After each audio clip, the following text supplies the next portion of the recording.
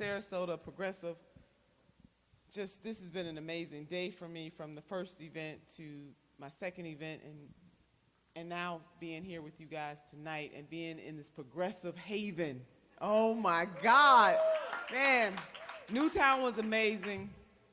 Being at the yacht club this morning was amazing. I mean, you guys are just getting better and better and better. And I shared with the group that I found the place that I might retire, that I am going to retire in Sarasota.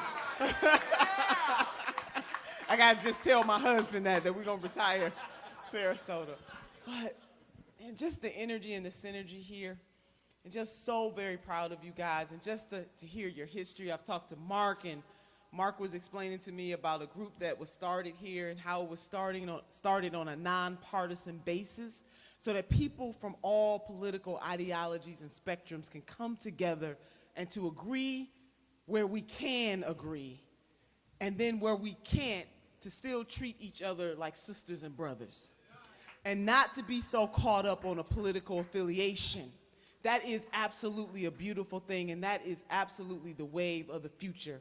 You know, I said earlier this morning that it is so important that we, as Stephen Covey once said, seek first to understand and then to be understood. And so often in this political environment, it is so toxic, and we are allowing ourselves to be pulled into that into a toxic environment, particularly because who occupies the White House. But we can never allow ourselves to deny another person's humanity just because they decided to vote another way. And some people, even politicians that we respect, they benefit from having us separated based on Democrat and Republican and Green Party and Libertarian and no party. I say we form a new party called the Party of the RT, and that's the party of the right thing. Omnipartisan party of folks that are united based on what we have in common. So it is a beautiful thing. I also told a story this morning that I come from a mixed family. I do. And my brother is a conservative Republican.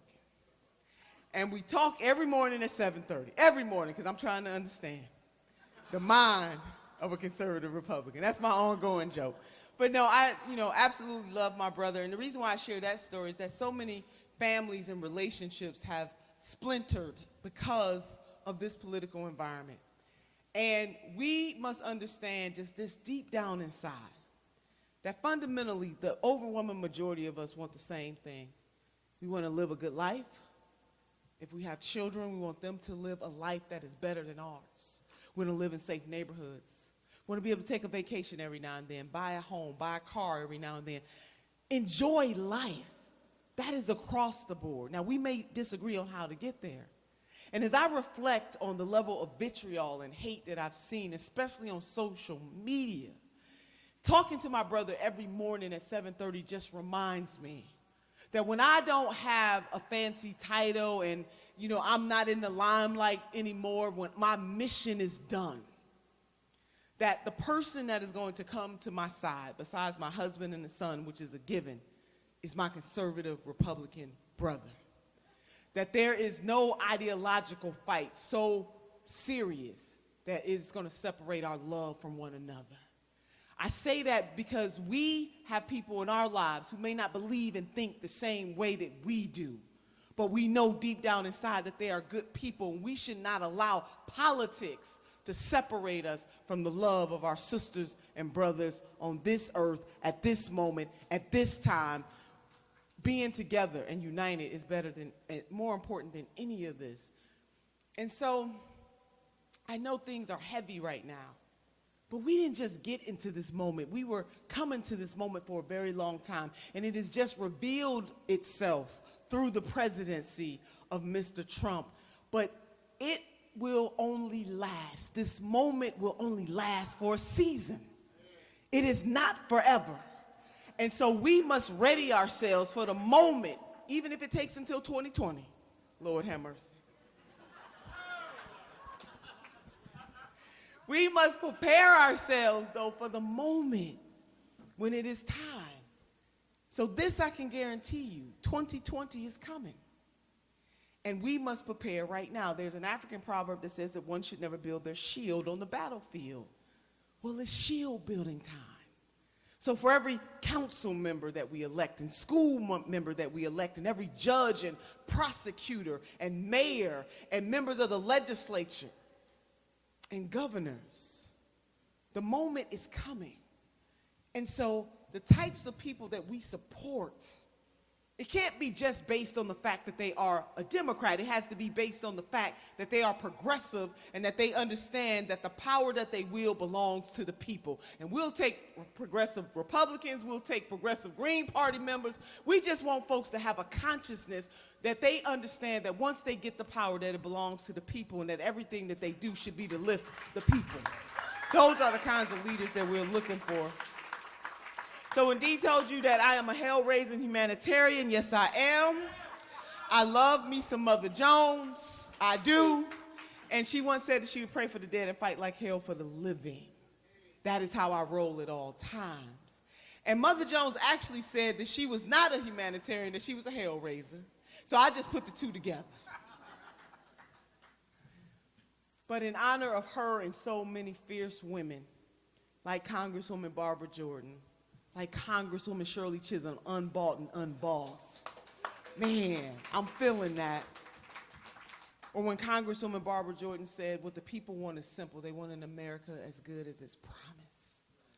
And fundamentally, that is what we're fighting for. That's what this Congress, this council, this conference that you're having is all about.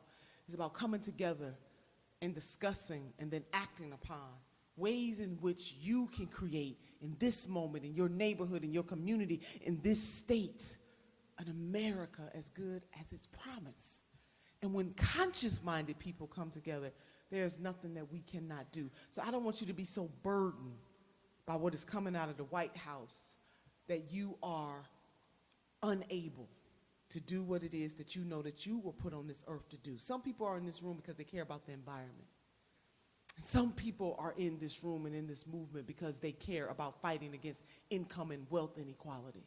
Some people are in this space because they believe that voting is the greatest equalizer and that no one should lose it for a lifetime. Some people are in this space just looking for kindred spirits, for people who are ready, willing, and able to put something on the line to create an America that is as good as its promise. I have been in the last 60 days to about 12 states and have visited some of those states multiple times, supporting candidates and also supporting issues and affiliates of our revolution. And what I have learned, whether it was being in Texas with Jim Hightower, to being in Detroit, Michigan, to being back in Ohio, is that fundamentally people just want to live a good life.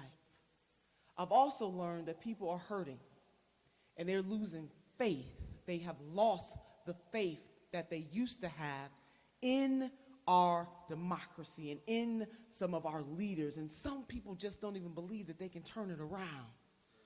But if I can walk you down memory lane and just remind you that all great social movements in this country, all great changes in this country have not come from the grass tops. They've come from the grassroots. Those kindred spirits without fancy titles who were determined to use their force and their power and their humanity to make this world a better place. Mother Jones is one such of those people. Fannie Lou Hamer is one such person. Daisy Bates, one such person.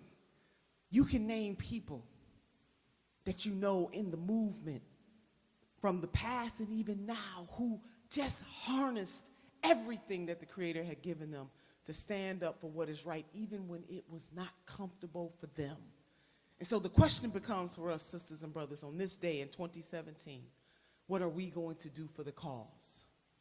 And you don't need a fancy title to do any of those things. All you need is a willingness and a commitment to stand up for what is right. You see, titles are very good. They get your phone calls returned. They get you in the room. Titles are good, but purpose is better. And we need more purpose-driven people, willing to stand up and be accounted for, especially now. Not just because of now, but especially now. And I say that because institutional racism exists before Mr. Trump took the White House. See, some people would have you to believe that this is a new phenomenon. Just ask my sisters and brothers in Newtown. They understand very clearly that this is not a new phenomenon.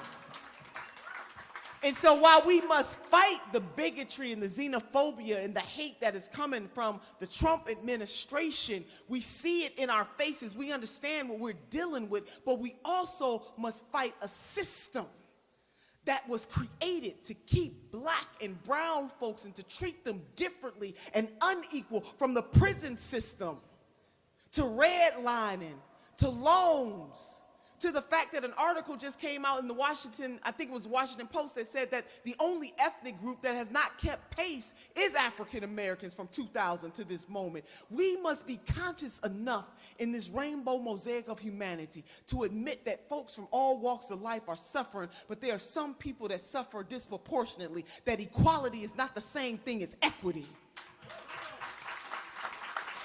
And what are we going to do?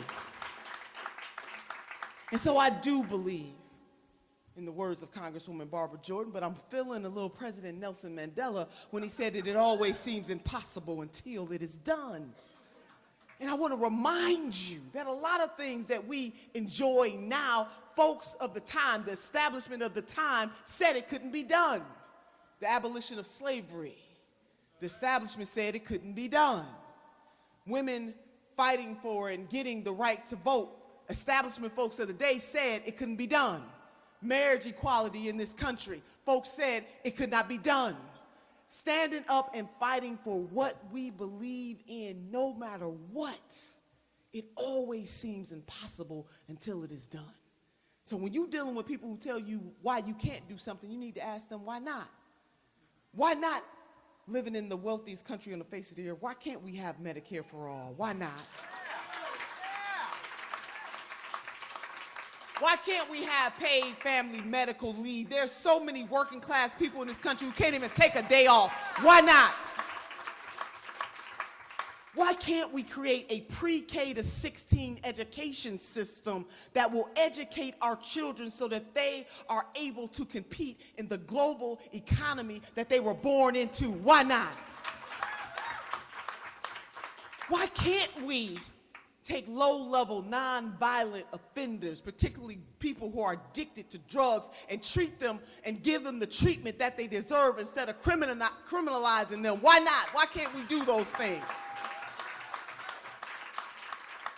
Why can't we say that we are not going to stand for a representative democracy that has now molded and melded itself into an oligarchy where only the wealthiest people and what they believe and what they hope and what they want is now front and center? Why can't we say that we're going to stand up to any politician, whether they're Democrat, Republican, Libertarian, Green Party, no party, who do not stand up for the people? Why not? There has to be a consequence at some point. We cannot continue to keep doing the same thing over and over and over and over again and expecting a different result. I think Albert Einstein explained that. He said it was insanity.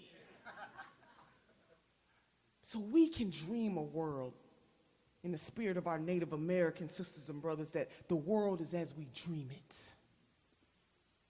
Or as Robert Browning said, that man's reach should exceed his grasp.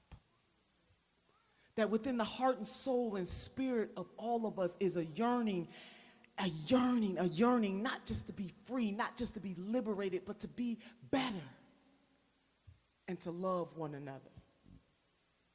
So right here in Sarasota, you are the beginning of this, and we need you, we need you, we need you. Arlene talked about the fact that we need you to sign up. If you are not signed up, we got to have you signed up and accounted for. We need your time, your treasure, and your talent.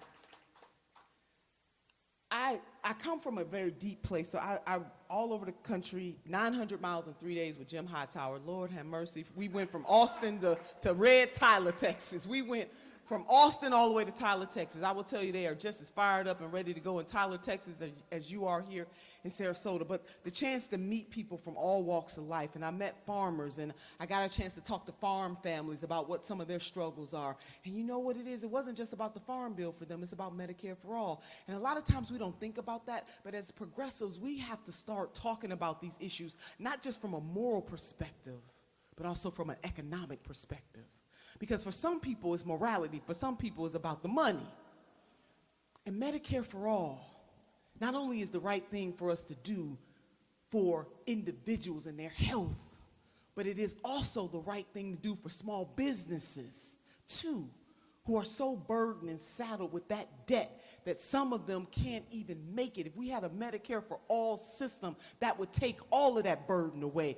Can I just give a shout out to the nurses at this moment, because they are the baddest. The baddest on this issue, fighting this issue. Win, lose, or draw, the nurses are out there, and they are the moral consciousness on this issue. We ought to listen to the nurses because they know. But we are at a crucial and pivotal time in our country's history that excessive and obscene amounts of wealth. I've never met anybody who begrudges anybody from being wealthy, but what we don't like is exploitation and excessive greed, so much so that you are building your mansions and your wealth on the backs and the blood and the sweat and the tears of the working class people of this country, so much so that they can't promise their children that they will have a better future than they had. Not in the United States of America. We have to continue to fight this fight. And we are on the right track, whether establishment folks agree with us or not. Let me tell you something. Establishment folks didn't agree with Frederick Douglass. Establishment folks did not agree with Dr. Martin Luther King, contrary to what folks preach now. So we are on the right side of history. It always seems impossible until it is done. So I think about it, and I told the group in Venice, as I begin to wrap this up, because I am really feeling so heavy, but also energized by this particular moment. Because when history is written, what is it going to say about what we were willing to fight for? Not just fight against, but fight for. People are motivated by what we are fighting for. Are we fighting for? So for me, how I got over, my soul looks back and wonders how I got over. When my sister sung, "A Change Is Gonna Come," I started thinking, I was feeling this way this morning, but our stories are our strength. And the reason why I do what I do is not because I'm some special person that was gifted in some way. I do what I do because I believe that to whom much is given, much is required. So, looking back on my life and remembering a time when I had some of the worst news that I think anybody can get short of having to bury a child, which was my mother was in the hospital. Note on the refrigerator door. I joked with the millennials this morning that in the olden days, we didn't get a chance to text one another. It was just a note on the refrigerator door. Y'all remember when you used to get them love notes in class and stuff like that? You know, that kind of thing. Just a good old-fashioned note, but on the refrigerator door. And little did I know that that was going to be a defining moment in my life and the lives of my siblings. The note said, "Go to the hospital because Mama is there. I will meet you there." And I got there, and I announced myself, my husband and I, and a nurse leaped from her seat, and she escorted us back to this room called the family room. I didn't know that the hospital was so long. It seemed like we were walking for days. When I got to that room, I was not prepared emotionally for what my eyes were going to see and what my ears were going to hear, as all of my 6 siblings were already there. I'm the oldest of 7. That brother that I was telling you about, he's 6 feet 5 inches tall, and I had not seen him cry since he was a little boy. I tried to keep my emotions in check as the doctor walked into the room, and she said, "Family, I hate to inform you, but your mother is in a coma." And I asked the doctor, could I go to the room to see my mama? When I got there to look upon her face, I noticed that her eyes were rolled to the back of her head and her tongue was hanging out of the left side of her mouth, and the paramedics had cut her clothing from her body. I could no longer contain my emotion as the tears started to stream down my face. And I had a flashback about a mother that was not perfect. A mother that was raised in a solidly middle-class household, was the only child, could have grown up to be anything she wanted to be. I had a flashback about a mother who would cry herself to sleep at night because she couldn't afford to buy 7 children all the latest gadgets that everybody got at Christmas time. I had a flashback at periods of time where 7 children had to sleep in the same room, or when my mother didn't even have enough food for groceries.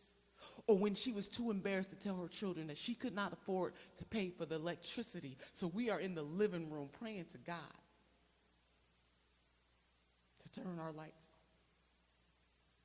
A few weeks later, the doctor came to me and she said, Nina, as the oldest, you got to make a decision about when to pull the plug, because you see the machine by your mother's bed, she is not, it's the only thing that's keeping her alive, and she's not coming back. My mother was 42 years old when she died. I was 22. My baby sister was 12. There are 7 of us, and I'm at a community college trying to become a cycle breaker. And I didn't know how I was going to keep going. But by the grace of an almighty God,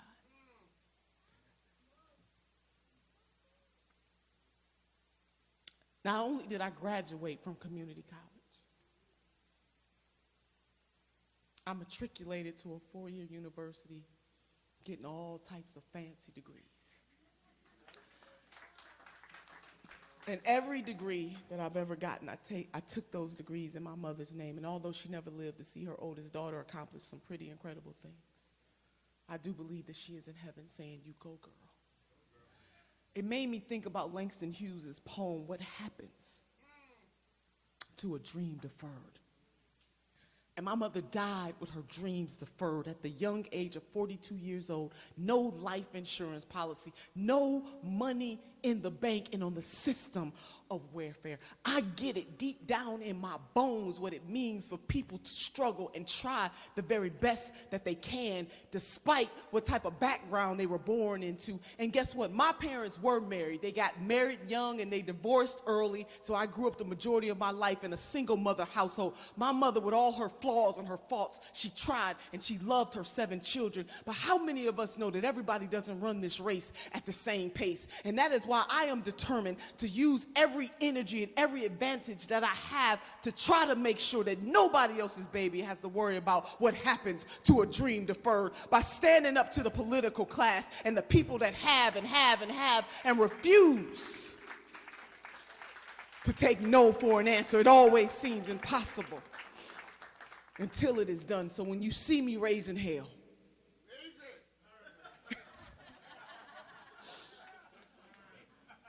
I'm doing it to make sure that I do my part so that nobody else has to answer that question, so that our babies in Flint can have clean water. After 4 years, I think it's been long enough. So that our farmers in Wisconsin can know that they will have Medicare for all, just like all of us in this country deserve to have Medicare for all. That we have immigration, humane immigration reform in this country. That we stand up for people who, but for those of us who have voice and have cachet, that we are the voice for people who have a voice, but they might not have as big a cachet as we have, to know that I have done all that I all that I could to make a difference in somebody else's life. I think that those of us who are blessed ought to say so. And use our energy and our synergy, because nothing can stop a determined, conscious-minded people. And that the rainbow mosaic of humanity is being called upon right now. I do believe what the Reverend Dr. Martin Luther King Jr. said when he said that darkness can't do away with darkness, baby. Only light can. And hate can't drive out hate. Only love can. That as we are fighting this fight, that we can't lose sight of our humanity and the humanity of other folks, even if we don't agree with them. Because we are fighting this righteous fight. We are not perfect, but I believe that those of us who are in the progressive movement, that the issues that we fight for lift humanity. That we are very much in the tradition of the civil rights fighters of the 40s and the 50s and the 60s, that we are upon we need a new Deal, but we are in our own revolutionary period. That the first revolution, the American Revolution in the 1700s, the second revolution was the Civil War, the third revolution was the Civil Rights Movement, And the fourth revolution is the revolution we are raging right now, which is to say that social justice, economic justice, environmental justice, gender justice, sexual orientation justice, criminal justice reform, that we want a new deal, that we're going to build upon what President FDR did in 1944. We want a new deal.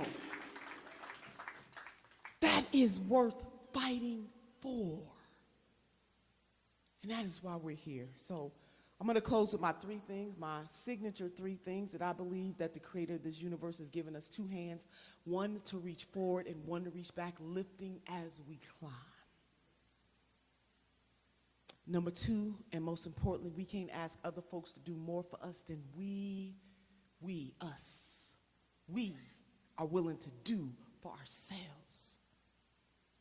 And lastly, in the words of that grandmother who died 4 months after my mother that year, that was a hard year for me and my family, who instilled in me and all of my siblings that we ought to be the best, and that if we couldn't be the best, that she wanted us to be so close to the best that nobody could tell the difference. My grandmother was born in 1913. She could not read or write, but sisters, she could count her money. And she kept her money in the Southern Ladies Bank and Trust with a handkerchief. I neglected to tell the group in Venice this morning, you know, my grandmother was something special. She was a pistol packing mama too. Because she kept the money on one side of the purse and the pistol on the other side of the purse. Love my grandmother to death, miss her every day. But when I asked my grandmother, what does it take to be successful in life, she said, my dear granddaughter, all you need are the three bones: the wishbone, the jawbone, and the backbone. She said the wishbone is for hoping and praying, because hope is our motivator. But our dream is the driver, the dreams that we have. She said the jawbone will give you courage to speak truth to power, to lift your voice and to make it known. We cannot sit on the sidelines and just let anything happen in our communities, in our state, and in this nation, and in this world. We must lift our voices. But she said, baby, the most important bone of them all, the supercalifragilistic expialidocious bone, is the backbone. Because the backbone will keep us standing through all of our trials and our tribulations. And in this life, sisters and brothers, we're going to go through some stuff. But we can't have a testimony without a test. And we are being tested, Lord knows, about whether or not we have courage enough, conviction enough to do what we know is right, no matter what. Because our mission is so high, we can't get over it. And our mission is so low, we can't get under it. And our mission is so wide, we can't get around it. And nobody walking God's green earth can replace you, or you, or you, or you, or you, or you in this fight for justice. So we got to take Grandma's three bones, be some hell-raising humanitarians, change this world for ourselves and for generations yet unborn, so that when history is written about what we did in 2017, 2018, 2019, 2020, and beyond, people will say about us that we did the damn thing. God bless you.